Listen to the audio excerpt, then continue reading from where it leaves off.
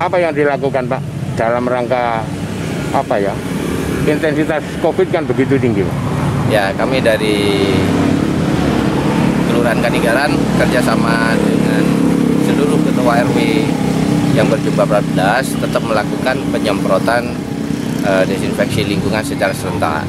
Ini dalam rangka tetap menjaga kesehatan masyarakat. Tetap ya, protokol kesehatan ya. Nah, tetap protokol kesehatan kita jalankan. Ya. Ini berapa RW Pak yang dilakukan di kelurahan ini Pak? Kita berjumlah 14 RW.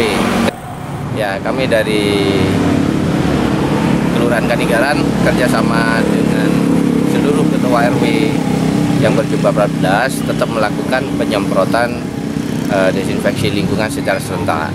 Ini dalam rangka tetap menjaga kesehatan masyarakat.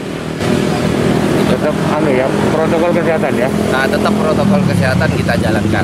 Ya. Ini berapa RW Pak yang dilakukan di kelurahan ini Pak? Kita berjumlah 14 RW. Kerjasama ini kita lakukan juga atas kerjasama yang solid antara Pokmas dengan pihak kelurahan. Oh gitu. Gitu. Selain disinfektan apa saja yang dilakukan? Mungkin bagi-bagi apa, masker apa saja? Ya, kami membagikan masker serta hand sanitizer yang diserahkan kepada masing-masing RT dan RW. Kira-kira berapa jumlahnya Pak untuk masker Pak?